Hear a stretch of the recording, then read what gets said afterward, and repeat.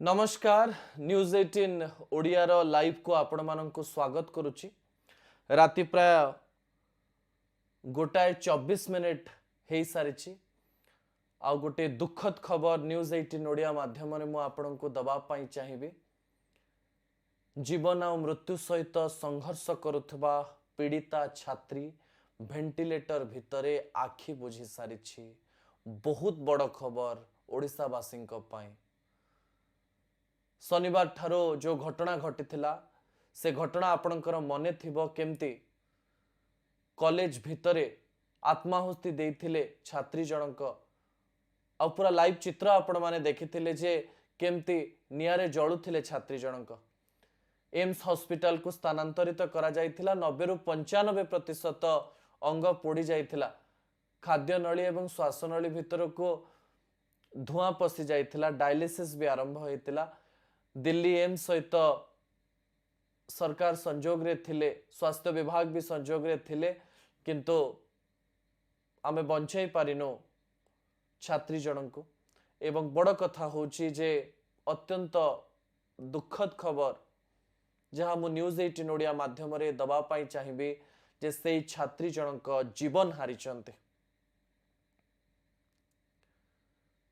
HOD Sameer Sahu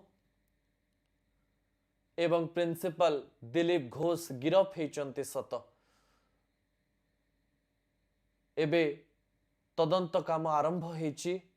दोषी को दंड मिलवा दरकार, बहुत दंड मिलवा दरकार। अपडेट मु आपन को कहि दवा पई चाहिए जे एम्स हॉस्पिटल सामना रे अनेक राजनैतिक दल पहुंची सारी। छात्र संगठन रो लोक माने पहुंची सारी श्रद्धांजलि दवा पई। आ किछि समय पूर्व मुख्यमंत्री मोहन माझी मध्य ट्वीट करिसंती। ट्वीट जोगे लिखिसंती जे फकीर मोहन स्वयं शासित महाविद्यालय रो पीड़िता छात्रींकर देहांत खबर सुनी मो अत्यंत मर्माहत। सरकार समस्त दायित्व निर्वाह तथा विशेषज्ञ डाक्तरी दलंकर अक्लांत परिश्रम सत्वे पीड़ितांकर जीवन रक्षा होई पारला नाही बोली मुख्यमंत्री ट्वीट जोगे लिखिसंती।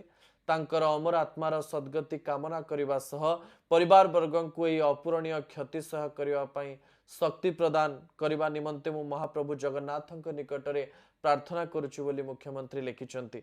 मु दिवंगत छात्रींकर परिवार को आश्वासना देउछि जे संपृक्त मामला रे समस्त दोषी को आईन अनुसार कठोर रु अति कठोर दंड विधान करा जिवो बोली मुख्यमंत्री लिखिसंती।